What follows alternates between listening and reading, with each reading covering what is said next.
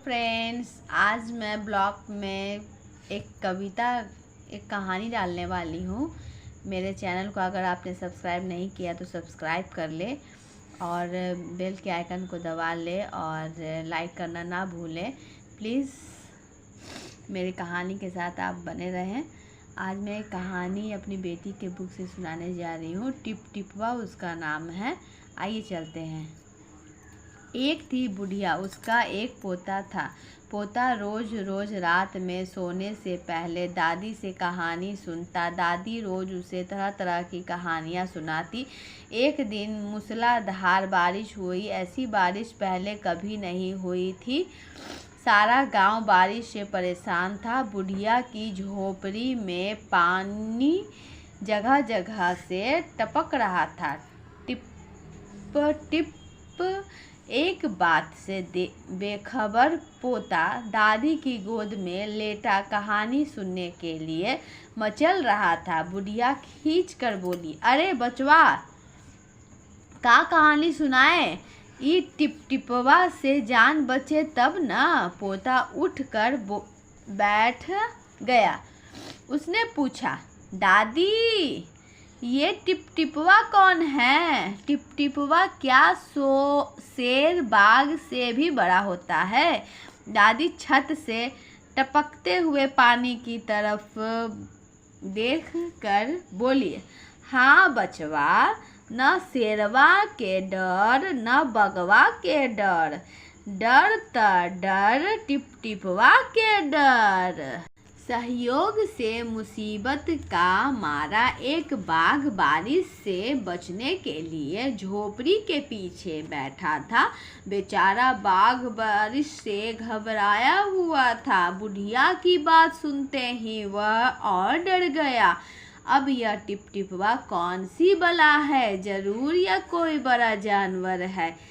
तभी तो बुढ़िया शेर बाघ से ज़्यादा टिप टिपवा से डरती है। इससे पहले कि बाहर आकर वह मुझ पर हमला करे, मुझे ही यहाँ से भाग जाना चाहिए। बाघ ने ऐसा सोचा और झटपट वहाँ से दुम दबाकर भाग चला। गांव में एक धोबी रहता था। वह भी बारिश से परेशान था। आज सुबह से उसका गधा गायब था। सारा दिन वह बारिश में भीगता रहा और जगह जगह गधे को ढूंढता रहा, लेकिन वह कहीं नहीं मिला। धोबी की पत्नी बोली, जाकर गांव के पंडित जी से क्यों नहीं पूछते? वे बड़े ज्ञानी हैं, आगे पीछे सबके हाल की उन्हें खबर रहती है। पत्नी की बात धोबी को जच गई। अपना मोटा लठ उठाकर वह पंडित जी के घर की तरफ चल पड़ा। उसने देखा कि पंडित जी घर में जमा बारिश का पानी उलीच कर फेंक रहे थे। धोबी ने बेसब्री से पूछा, महाराज, मेरा गधा सुबह से नहीं मिल रहा है, जरा पोथी बाँच कर बताइए तो वह कहाँ है?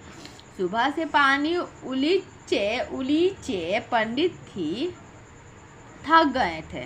धोबी की बात सुनी तो झुझला पड़े और बोले, मेरी पोथी में तेरे गधे का पता ठिकाना लिखा है क्या? जो आ गया पूछने, अरे जाकर ढूंढ उसे किसी गढ़ई पोखर में। और पंडित जी लगे फिर पानी उलीचने। धोबी का वहाँ से चल दिया। चलते चलते वह एक तालाब के पास पहुँचा। तालाब के किनारे ऊंची ऊंची घास उग रही थी।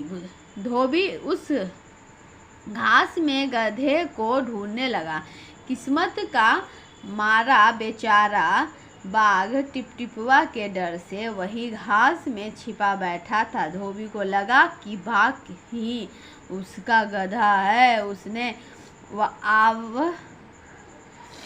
देखा न ताव और लगा बाघ पर मोटा लठ बरसाने। बेचारा बाघ इस अचानक हमले से एकदम घबरा गया।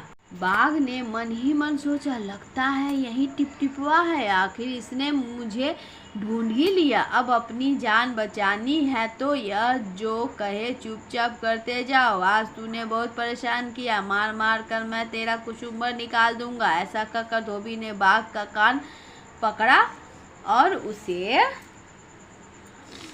ये देखिए, लेके जा रहा है, बिना देखे हुए उसको लेके जा रहा है।